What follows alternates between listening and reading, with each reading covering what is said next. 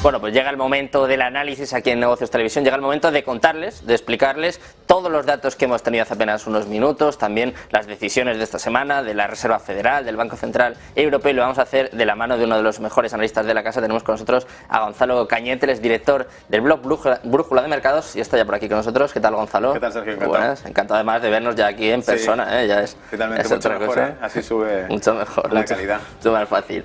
Y hablando de cosas fáciles, en este caso también difíciles, acabamos de conocer unos datos muy importantes, primero de desempleo, luego las non-farm payrolls, datos muy importantes que quiero que nos analices un poquito, que nos cuentes si son positivos y también qué impacto tienes en el mercado, porque me contabas que el SP estaba cayendo, ¿no? Los futuros, claro. del SP. Fíjate, antes de mirar el propio dato, venía de camino a los estudios de televisión vuestros y he sacado el móvil y digo, a ver, voy a entrar en alguna web y miro la publicación de datos en el calendario económico. Y he dicho, ¿para qué? Si puedo entrar y mirar directamente el gráfico. Y he visto el SP en 15 minutos cayendo, y digo, esto es un dato positivo. Y nada más entrar te pregunto y tú, sí, positivo. Y digo, está entendido. Probablemente a aquellos que están dentro del Consejo de la Reserva Federal no se les pone un escenario fácil, porque evidentemente esto trunca por completo lo que hacían, y de hecho es divertido en el sentido de que ya en 2000, hace un año, tan solo cuando empezaba a ver los primeros repuntes de inflación, finales de 2021, principios de 2022, decían, no, esto es transitorio, y luego resulta que era un problema que marcaba récords de inflación en 40 años en Estados Unidos, 70 en Europa, y se les complicaba el guión. Ahora, cuando por fin, en esta última comparecencia de la Reserva Federal, Jerome Powell empieza a poner una postura más razonable hacia esa posible pausa en la subida de tipos, incluso como algunos, los más radicales, pedían que se bajasen los tipos de interés para evitar distorsiones de mercado, que luego podemos comentar en cuanto a renta fija y renta variable, etcétera. Lo divertido es que cuando por fin el tipo dice, bueno, determinaremos si continuamos o no con las subidas según los datos, cambia por completo el discurso, porque la de marzo lo que dijo fue que iban a continuar con las subidas y no, ya determinaremos si continuamos o no con ellas. Parecía que ahora aquí las palabras indicaban, según se vaya viendo, continuaremos o no con las subidas. ¿Qué pasa? Que un dato positivo del mercado laboral americano es malo para el mercado, porque automáticamente piensas, con un dato positivo del mercado de empleo, más subidas, ¿no? Claro, la Reserva Federal no tiene que justificarse, hay que agarrarse para continuar, y sí que están al 5% de la tasa de inflación de Estados Unidos. Sus objetivos sobre papel siguen siendo el 2%, por lo tanto, probablemente los más hawkish, los más duros, le dirán, ¿a qué estás esperando para seguir subiendo tipos? Porque hace poco incluso el presidente del Banco de Inglaterra también lo dijo. Dijo, ojalá hubiésemos tomado medidas antes para evitar la tasa de inflación que tiene Reino Unido ahora, que está por encima del 10%. Entonces, para muchos piensan, como esto es largoplacista, las medidas que tomamos ahora tienen efectos a 12, 18 meses, probablemente lo que veamos sea que hay que seguir subiendo tipos para asegurarnos que la inflación no repunta después, porque es algo que probablemente sospechan que pueda volver a ocurrir con la llegada del invierno, la subida de los costes de la energía, porque es estacional, pueda volver a tener impactos en la inflación. Quieren evitarlo por todos los medios y probablemente los más duros, insisto, dirán, con estos datos de empleo tienes que seguir dándole caña a esto. Y por añadirte un inciso, lo siguiente que se estaba haciendo, que acabará trayendo también a largo plazo inflación, que es por lo que los bancos centrales quieren tenerlo controlado, es el tema del ajuste salarial y los mercados laborales, tanto en Estados Unidos como en Europa. Porque aunque sea una tasa de inflación del 5% en Estados Unidos, sigue siendo elevada para muchos, que los sindicatos ya están pidiendo con más razón ahora que nunca, con récords históricos de inflación, hay que subir salarios. Y los bancos centrales, prácticamente el mensaje que han dado el Banco Central de Inglaterra, el Banco de Inglaterra decía casi como que tenemos que acostumbrarnos a ser pobres, porque un ajuste salarial es inflacionista, y como estamos en altas tasas de inflación, es mejor no hacerlo, porque los propios salarios a la baja, el empobrecimiento del poder adquisitivo, tirará para abajo la tasa de inflación, porque habrá menos consumo, impactará el mercado del consumo. Pero claro, ajustar la inflación por esas vías significa ajustarlas por vías recesión, que era lo que tú me comentabas antes de empezar el programa, si puede haber un escenario recesivo o no. Justo te quería preguntar ahora precisamente sobre eso. Estás analizando un poco lo que fueron las palabras de Powell, y entre otras cosas dijo, bueno, pues que toda la junta directiva de la Fed no estaba del todo de acuerdo, porque hay algunos que esperan una recesión, una leve recesión, y él decía que no estaba de acuerdo. ¿Tú qué esperas, Gonzalo? Yo creo que es obvio que tiene que haber una recesión, pero ¿leve sí. o de las grandes? De las grandes no lo podemos calcular hasta que no veamos cómo es el ajuste que se hace en cuanto a los flujos de capital. Es decir, una vez que vemos el impacto que tiene, por ejemplo, si estamos hablando de la recesión a nivel bursátil, de cómo afectaría a los mercados, es muy complicado complicado evaluarla porque los mercados siempre tienden a sobreexagerar el movimiento que tenga el ciclo económico.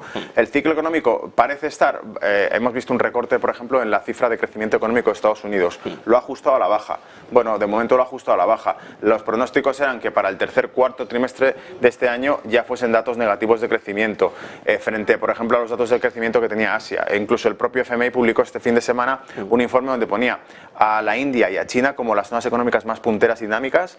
Hemos visto el dato, por ejemplo, de precios de producción de manufactureros de China de ayer, dando una ligera corrección a la baja. Sigue siendo positivo, pero indica como más contracción el movimiento económico. Yo creo que los factores que pueden indicar recesión son más que obvios. Incluso me fío poco del ajuste del mercado laboral, porque no sería la primera vez que Estados Unidos presenta datos de un mercado laboral que es extremadamente positivo, pero que luego cuando nos ponemos a ver, por ejemplo, el labor force, la fuerza laboral que tiene Estados Unidos, que es como la población activa, como se diría, no recupera niveles previos de hace a lo mejor 10 años. Entonces lo que vemos es, claro, hay una baja tasa de paro en Estados Unidos, pero también es cierto que no vemos que vuelva a haber la cantidad de masa en capacidad laboral en Estados Unidos. Sin embargo, la población sigue aumentando en Estados Unidos. ¿Dices qué pasa? ¿Que toda la gente que va a Estados Unidos son jubilados entonces, que no están trabajando? Evidentemente no. Yo creo que lo que hay es también mucha economía sumergida que no se está registrando y que puede afectar al mercado laboral de forma implícita. Es como aquí, los ajustes salariales que ha pedido, por ejemplo, en este caso España aprobó, si no me equivoco, un 8% de aumento del salario mínimo. En Reino Unido también ha habido huelgas recientemente de diferentes sectores. Han aumentado los salarios en el sector transportes a los conductores de autobús en torno a un 10%. Holanda un 11% del sector siderúrgico. Los sindicatos están pidiendo que se aumenten los salarios. Aumentar los salarios va a hacer que la tasa de inflación se enquiste, no pueda reducirse, porque no va a haber un ajuste por vía consumo. Pero claro, el ajuste por vía consumo sin tocar los salarios es lo que muchos llaman el más conservador y que probablemente produce una contracción económica, porque que caiga el consumo contiene la inflación, pero no hay que olvidar que reduce la actividad económica y aumenta el paro, porque esta es la relación que tiene la economía. Tiene una cosa definida como curva de Phillips, que relaciona tasa de inflación con tasa de paro, y si sube una baja la otra y viceversa. Entonces, en estas circunstancias, lo normal sería eso, que una reducción de la inflación vaya por un aumento de la tasa de paro y el aumento, digamos que las solitudes de aumentos salariales por parte de los sindicatos, lo que va a traer es el ajuste del mercado laboral en un aumento de la tasa de paro que es inevitable, porque 2 más 2 son 4. Entonces yo creo que ese escenario de recesión económica no se puede evitar dadas las circunstancias actuales. ¿Cómo vamos a contemplar una inflación de Reino Unido por encima del 10% sin que exista luego una contracción en la actividad económica para tratar de contenerla o ajustarla? Es obvio. Estamos hablando mucho de Estados Unidos, Gonzalo, hemos hablado ahora, entre otras cosas, de confianza, más bien en este caso de desconfianza. Ayer vimos un desplome brutal de los bancos regionales, más allá de las palabras de Powell, que dijo que el sistema bancario estadounidense era sólido, era resistente. Ayer, desde luego, quizá no lo fue tanto, vimos caídas prácticamente del 60% en PacWest, Metropolitan Bank también tuvo caídas importantes, First Horizon. Desde luego fue un día complicado para estos bancos, y yo quiero que nos analices un poco, que nos cuentes qué puede pasar a partir de ahora, porque es verdad que hoy estaban remontando un poquito antes de la apertura de Wall Street, también lógico después del batacazo de ayer, pero no sé qué esperas también de este sector bancario, si crees que va a haber más quiebras. Me parece muy sospechoso. O sea, lo dije la última vez que estuvimos aquí, hace un mes y algo, y lo vuelvo a repetir. Me parece sospechoso porque pienso que todo lo que está ocurriendo de estrés en los bancos regionales de Estados Unidos no es otra cosa que drenajes de liquidez hacia grandes bancos. El anuncio que vimos, por ejemplo, JP Morgan hace tan solo unos pocos días de la compra de First Republic Bank, lo adquiría por algo más de 10 billones de dólares cuando tenía activos por más de 18 billones de dólares. O sea, una ganancia bruta de casi 8 billones de dólares en una sola compra. Los están comprando a precio de saldo a estos bancos. Me recuerda mucho a lo que ocurrió en 1907, previo a la fundación de la Reserva Federal en 1914. Esos 7 años, en 1907 hubo una crisis de liquidez en Nueva York. Muchos de los bancos comerciales que hacían las actividades de las pymes y de las familias, de los agentes locales, del tejido económico real, esos bancos se vieron comprometidos por precisamente una caída de la liquidez y un aumento de los tipos. Y cuando eso ocurrió, de nuevo, grandes firmas de banca de inversión de Wall Street compraron esos bancos. Se parece mucho a eso porque lo que se traduce es una consolidación de poder. O sea, lo que están haciendo es comprar activos, comprar carteras, para que al fin y al cabo sean 4 o 5 grandes firmas las que estén poseyendo casi todos los pasivos del sector bancario. Todo esto lo estaba publicando en Red esta semana, ha sido on fire, ¿no? De estar contando cada dato, cada gráfico que veía interesante. Y uno de los comentarios que me dejaron en uno de estos artículos es: sí, bueno, ha adquirido 18 billones de First Republic Bank, pero hay que ver la calidad de ese tipo de activos. Pero cuando analizamos los balances, no estamos hablando de hipotecas subprime como las que hubo en 2008, hablábamos de cierto tipo de sector inmobiliario que tenía alto rendimiento, por lo tanto eran de calidad. El sector bancario actual no es como el del año 2008, que venía de una explosión de liquidez y de crédito brutal, un apalancamiento bancario increíble. Pedías una hipoteca y te daban para la casa y para que compres un coche también. Y ahora, en cambio, lo que ocurre es al revés, que hay mucho ajuste bancario, desapalancamiento. Hemos pasado por años de crisis de confianza en la que no se prestaban entre ellos, entre los bancos, y por eso no creo que tenga ni de lejos el mismo significado. Pese a que lo quieran dibujar igual, quieran pintarlo como si fuese lo mismo, no es lo mismo, porque creo que en este caso tiene muy de fondo una estrategia comercial casi oligopolística, que es el que varias firmas se lo adquieran. Y de hecho, poniéndonos ya a especular, lo que dije en el último programa hace un mes fue que todo esto a lo mejor conduce realmente a que si se quiere lanzar, por ejemplo, un dinero digital, un Fedcoin digitalizado controlado por la Reserva Federal, más argumentos, ¿no? Se podrá hacer con 4 o 5 firmas que estén controlando el 90 o 95% del capital, el flujo de inversión de Estados Unidos, los ahorros, pero si está muy atomizado y muy diversificado, tú no puedes poner de acuerdo a todas las firmas financieras. En cambio, son 4 o 5, es mucho más fácil que se reúnan, como la Reserva Federal hizo. En 1914 se reúnen 4 o 5 grandes bancos y deciden que crean un cártel bancario, que es la Reserva Federal, privado, porque la gente piensa que sigue siendo un organismo público, y listo, no responde ante el gobierno ni responde ante nadie, y probablemente este es un escenario muy similar para crear un CBDC, un dinero digital que controle todo, pese a la oposición de muchos estados, el estado de Florida y otros tantos. Sí, sí. Nueva Carolina también, pero claro. Hablando de especular, de lucubrar, yo te quiero preguntar por una información que sacamos ayer aquí en Negocios Televisión, porque estamos hablando de alguna forma de que los grandes bancos tienen interés en que caigan estos bancos regionales, pero también ayer se filtró que hay algunos diputados incluso que están apostando directamente, pues por ejemplo, compraron la caída de Silicon Valley Bank o vendieron antes. Claro, hay trading también con estos bancos regionales, desde luego sospechoso, y entre eso y lo que has comentado tú de los bancos, hace pensar, ¿no?, que a lo mejor de alguna forma esto está manipulado y directamente les están forzando a la quiebra. Sí, claro. Bueno, no sería la primera vez que vemos que este tipo de movimientos ocurren especulativos dentro de gente que puede tener información más que privilegiada. Nancy Pelosi es una de las expertas. Tú lo has dicho.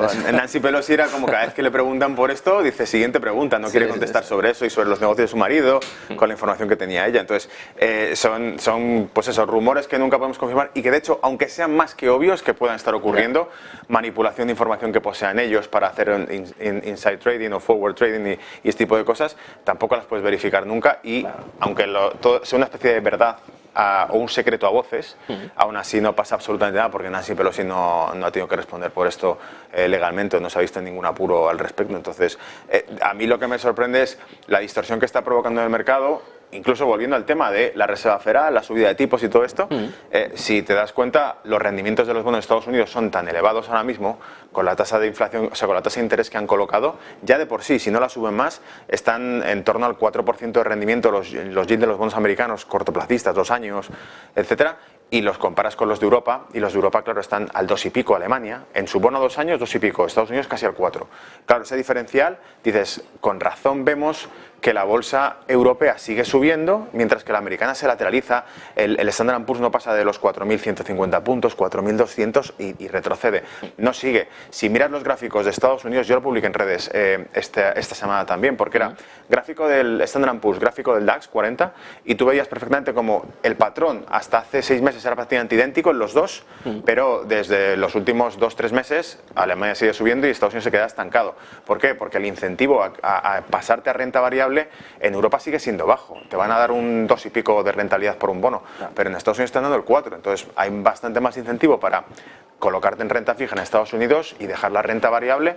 Hasta que esos tipos no empiecen a bajar, el mercado americano no puede subir. Pues antes de terminar, Gonzalo, te quiero preguntar, claro, teniendo en cuenta esta situación, cuanto menos complicada, hemos visto al oro ayer tocando máximos históricos, vemos a Bitcoin que sigue repuntando, también ha hecho máximos en este caso mensuales, máximos del mes de mayo. ¿Son quizás un poco los activos a los que hay que dirigirse en un momento como este? ¿Son valores de refugio en este caso? Quizás Bitcoin tiene menos trayectoria, pero bueno, poco a poco sí que va dirigiéndose como un activo de refugio. Fíjate, veo más peligroso el oro que el Bitcoin, y me explico. Es más peligroso el oro que el Bitcoin porque si realmente, tal como estamos viendo los datos de empleo de Estados Unidos, ni siquiera nosotros tenemos claro lo que va a ocurrir, es decir, ni siquiera especulando podemos estimar lo que va a ocurrir, y ni siquiera ellos que están al frente de la Reserva Federal saben cómo acertar, porque si hace 48 horas el tipo decía ya determinaremos si seguimos con la subida de tipos según los datos. Aquí tienes un dato de empleo positivo. ¿Ahora qué? Ahora te toca subir tipos porque no hay excusa para aflojar la maniobra. Tienes que seguir dándole al pedal o vas a tener que seguir apretando porque no hay excusa. Si ese es el escenario, una subida de tipos, unos rendimientos de bono elevados, un dólar que con esa subida de tipos, si continúan y ya han empezado, publiqué también el balance de la Reserva Federal hace pocos días en mis redes sociales para que la gente lo vea, está cayendo de nuevo el balance de la Reserva Federal. Caer en el balance de la Reserva Federal significa que están liquidando activos y recuperando dólares. Retiran los dólares de liquidez, eso encarece el dólar.